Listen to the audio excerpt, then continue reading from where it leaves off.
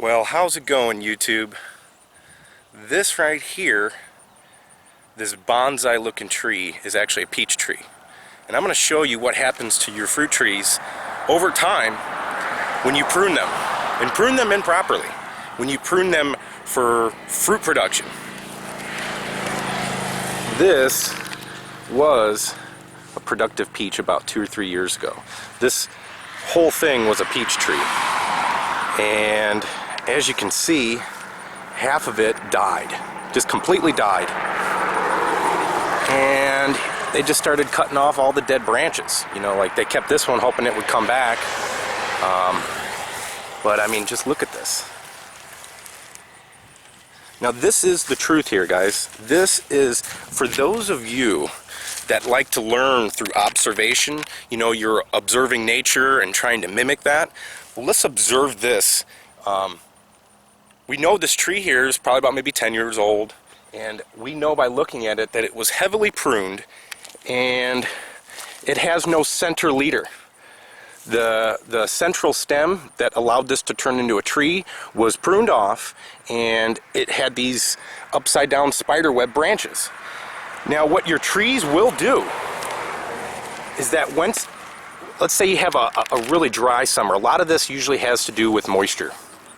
If you have a really dry summer, the tree starts to do triage. Triage, that's funny, the tree does triage.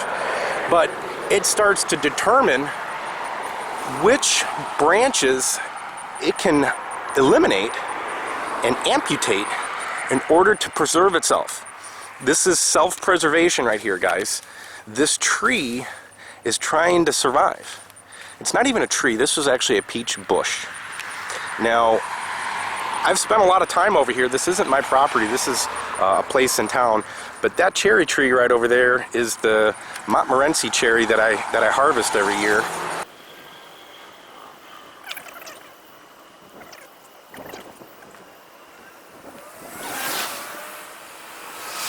And it didn't have any fruit on it this year. It only had a couple, and the birds got them. Now, I'm not totally against pruning trees, okay? But when you do, you need to realize that this is the future that you are creating. You know, would you consider this tree here, look at this tree right here, would you consider this to be an investment? Is this an investment in your property? Or is it an eyesore? Or is it an experiment gone wrong? You know, this tree only wanted to be a tree and produce fruit, and people turned it into a bush.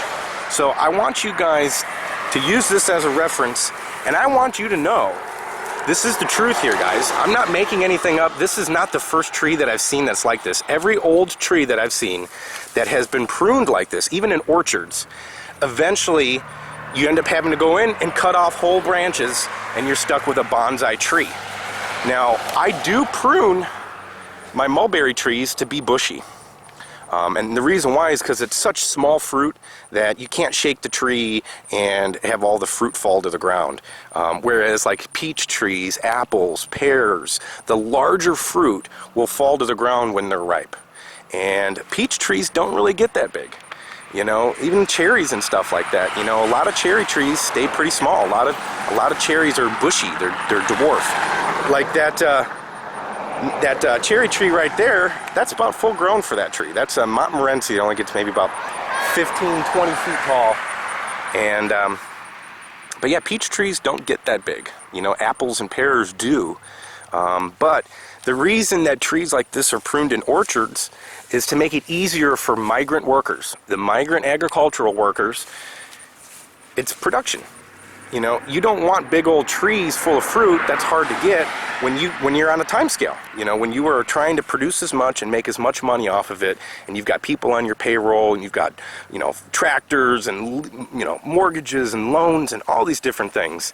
You know, they want it to be as easy as possible, and because of that, their trees and orchards look like this eventually. And what they do is they only grow them for maybe about 5 to 10 years. Once they hit their peak, they just cut them down and start over. That's what almost all orchards do. But I want you guys to look at this. And before you plan on pruning your trees into a bush, I want you to remember this. I want you to remember this in the back of your head, because this is eventually the future that you're creating. You're creating a retarded fruit tree. It is deformed and retarded. And I don't mean retarded in the way that most people say it. That is the actual literal term. You know, you're stifling the growth of this tree and creating a deformed, stunted tree. It's not at its full potential. If you allow a peach tree or any fruit tree to have a central leader, you will have branches going away from each other. So you don't have to prune it because they're not growing into each other. Like this, all these branches grew into each other and someone had to come in here and prune them. And then eventually half of the tree died. And they're trying to keep it alive. You know, I guess hoping it'll do something. I'm sure this branch right here will have some fruit on it and stuff like that. But just look at this, guys. Look at this. I've mentioned this deformed peach tree that I was going to show you when I was showing you my my unpruned peach tree, how nice and big and beautiful it looks. Here it is.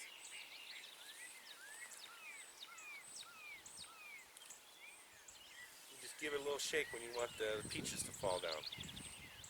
This is what a 4-year-old unpruned peach tree looks like, you know, compared to this.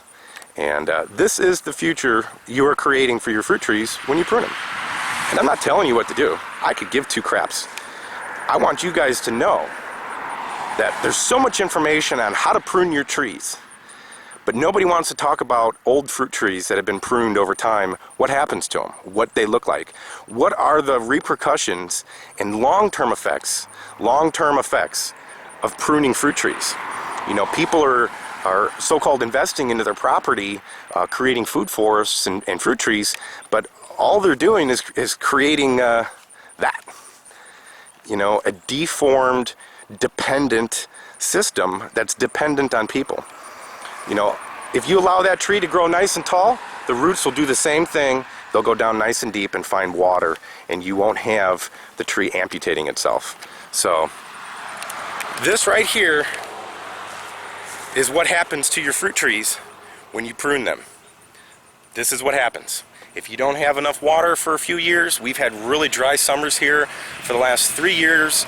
The last few months of every summer, it's just really dry. It hardly ever rains. So over time, that stressed out the tree, and rather than have the whole tree die, it started amputating parts of it to survive. You know, this is it's trying to preserve itself. It's self-preservation. So use this. Remember this. Don't listen to me. You know, don't listen to me. Don't say I'm not going to prune my trees because this guy said so. This is what it'll look like eventually. Yeah, you might have some nice branches going this way and that way, and you know, the open center, and you've got all this fruit and everything, but it's limited. You know, you're on borrowed time because eventually your fruit is unnatural. Your tree is unnatural. It's growing unnaturally, and eventually it's gonna die. You know, I'm not being Mr. Depressive and trying to burn anybody out or make anybody sad or anything. I'm just showing you guys what a lot of people won't. This is what your fruit tree will look like when you prune it. You know, millions of videos on YouTube about how to prune them, but no one wants to show you what happens to fruit trees after you prune them 10, 15 years later. You know, once you think your tree's established, this is what happens. So, thanks for watching, guys, and be careful when you're pruning your fruit trees. Watch this video and know that eventually your trees are going to look like this. I know that my mulberries will eventually look like this, but, you know, I've got plenty of them growing. They're like weeds. You know, I'm constantly planting replacements and putting pits in the ground and stuff like that. So, you know, maybe invest in trees that are going to be around for a long time, that they're going to feed you, your family, and whoever comes after you, versus something like this. So, we'll see you on the next one. Y'all take care.